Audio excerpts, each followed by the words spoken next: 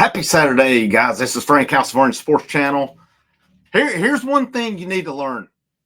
When you mess with the bull, you get the horns. Alabama won Thursday night. They got cocky. They run their mouth, had a little bit of an issue after the game. And one thing you don't do is talk too early against Tennessee baseball, because I can guarantee you one thing. Tennessee baseball will finish it. Hit that like, that share, that subscribe here as well. Tennessee rolls the Tide today. They show them who's still the top dog in the SEC. Alabama had to find out the hard way because they got a little overconfident. But great job by this Tennessee team. And let's start. We just found something today. Bad news for the SEC. Liam Doyle, Marcus Phillips, your first two, whether it's Friday, Saturday, Thursday, Friday starters. Tennessee's been toying with that Sunday role. Kuhns had gone twice, but they had gone other guys in that role too. Kuhns gets the ball again today. I said it yesterday. I've said that's who should be your Sunday guy. Kuhns gets the ball today, and you see why. He made a really good lineup look really bad. And specifically, he made the top college position player prospect in the country look really, really bad today. And I'm going to get to the both of them here. I'm going to start with Kuhns, and then I'm getting to Kuhns Krenzel. I've been saying it on here, if you've listened to me on here. Kuhns here. And I've said I'd like to see more Kuhns Krenzel on the week. I said I think he's a weekend guy who comes in. These two guys were absolutely phenomenal, and I think it sucks that Krenzel, I just wish Vitello would let him finish the game after what we saw out of two of them that come in. Tanner Franklin comes in and throws gas to end it. Good to see him 2 days in a row come in and strike out the last batter to end it. Kuhns, 4 1/3, 1 hit, 2 walks, 5 strikeouts on the day, 46 strikes and 71 pitches, 0.71 ERA. He looked awesome today. And I really didn't have a problem with when Vitello pulled him. He pretty much doubled his pitch count. Actually, he went more than double his pitch count from last weekend.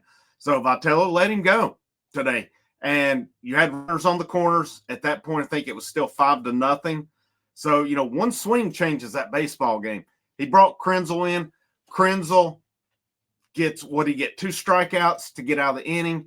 And then he goes on to go 4 1/3, 3 hits, 2 runs. They were both earned, 1 walk, and 6 strikeouts for him on the day. 59 pitches, 35 strikes, 1.64 ERA for him on the year. Tennessee just found something, and that is bad news for the rest of the SEC at this point, because that was the one question mark kind of. Now, are there some in the order? Sure.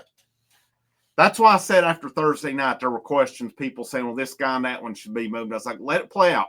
Let's see how the weekend goes, and then we'll go from there. So we're going to have that conversation now. But pitching staff between Kuhns and Krenzel, phenomenal today. Now, it didn't give Arvidsson and Combs really much of a chance. It was kind of you come in, get the out, or you're coming out. Arvidsson, a little bit of tough luck. Abernathy dropped the fly ball, running over to fence. Kind of a tough play. Who knows, what was there. So really kind of tough luck for Arvidsson. Combs, though, he's not a weekend guy. He's not a weekend guy. He doesn't throw hard enough. His breaking stuff's not good enough. And, they gave up the 1 base hit and they pulled him out.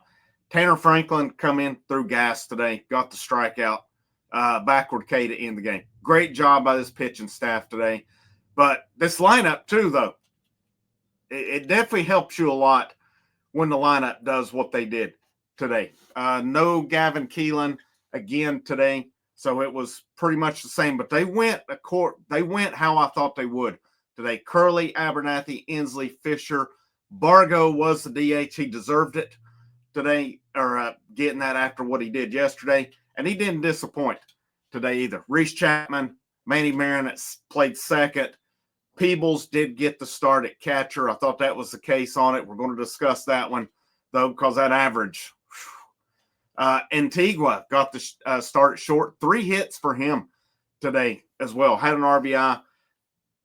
When Ariel Antigua's hitting like that, he's in this lineup. There's no way, because you saw some of the plays he makes look just effortlessly. This dude is on another level at shortstop, and there's no doubt about it. And what he does, a play up the middle, he easily fields throws out. So I thought Manny Marion played those two. Now I know Gavin Keelan's going to go back to second base when he's back in, but you've got a little bit of some decisions coming when Gavin Keelan comes back, because Curley rebounded, had 2 really good days in a row.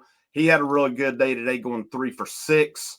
Abernathy 0 for 5. Inslee 2 for 6, 3 RBIs on the day for him. Andrew Fisher 1 for 2, had a home run, 3 walks.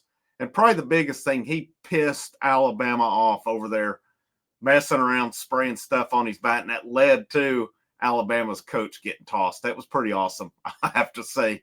And Fisher won. He totally won that one. He kept battling, and then he cranked a home run, and that was pretty awesome. Bargo 2 for 5. He started off, had a home run today. He had a triple. He had an RBI. Reese Chapman 3 for 4, 2 RBIs. He had a home run today as well. Marin 1 for 4.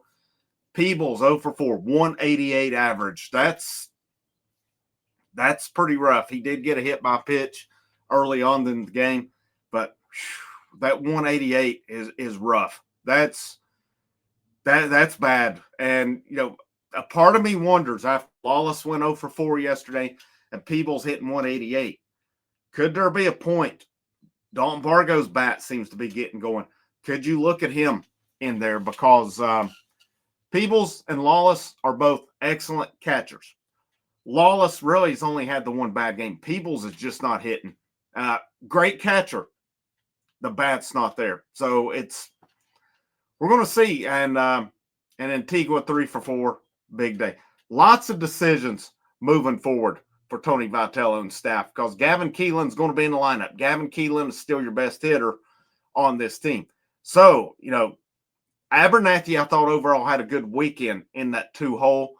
He had a rough day today, and I thought his biggest thing, he took a lot of good pitches today. And so, I don't know if it's the case to be more aggressive, but his approach had worked up to that point. Obviously, Levi Clark was out today. I don't know, man. That's a tough one. I feel like you probably want to give him a chance at some point again. I don't know at whose expense, unless, Levi Clark gets in at catcher. I have questions about him as an actual catcher, though. So I think there would be a big drop-off in that. But the good thing is he has one of the best catcher coaches in college baseball, and Josh Elander there as well. I think they'll get Levi Clark straight down at the plate. We'll see. The best thing could happen is Peebles gets going. That's what we really need. I think Lawless will hit. They faced good pitcher yesterday. So how's South Carolina going to play them next weekend? South Carolina is not near as good as Alabama is, but you're playing in Columbia. So we'll see how that one plays out. It's a good problem to have. And like I said, at this point, how are you going to do this infield? Marin is good enough. One thing I could possibly see, I could see Curley, Antigua, Keelan, Fisher, and I could possibly see Manny Marin go to left field. That's one option here. But, man, like I say, it's going to be a good problem to have. But after what Ariel Antigua did this weekend, I'm not pulling him out of the lineup. I'm just not, especially when he goes 3 for 4 today. Had a hit yesterday. He's a game changer at defense. And if you don't believe me, again, go back to the College World Series, 8th inning, Texas A&M Game 3. He saved a run that doesn't get the credit it deserves. He makes plays that I don't think any of these guys are bad at shortstop. Don't get me wrong. I just think Ariel Antigua is that good. The Alabama broadcasters here said it. He and LeBron are probably 2 of the best defensive shortstops in the whole country here. Big win, though, this weekend for Tennessee. I would have been surprised if they went there and swept. But what I liked was They lost Thursday night, and they're going to look back and think they should have swept this series. But that's part of baseball. Sometimes it happens on that one. The next two games, decisive victories. That one got a little closer than we wanted last night. Today, yeah, it's like somebody I text with that I trust a lot here as well with it. The cream will rise to the top. We saw the cream rise to the top today with Tennessee's pitching. Other teams better watch out because this weekend staff is the real deal. And you better bring it if you're going to get them in a series. And if you want to get cocky with them, you better do it after you've won the series, not when there's still 2 more games to go. Because I can promise you this, Tennessee baseball, if you want to get cocky early, they will get the last laugh. Carrie and I will be live tonight after the Tennessee-UCLA game, so I hope you'll join us for that. Make sure you hit the like, the share, the subscribe. Check out the links in the description for the channel memberships, for the channel Patreon, or if you just want to say thanks, bottom right-hand corner, hit that super thanks as well. Have a great rest of your Saturday. Frank, House of Orange. Last but not least, go Vols.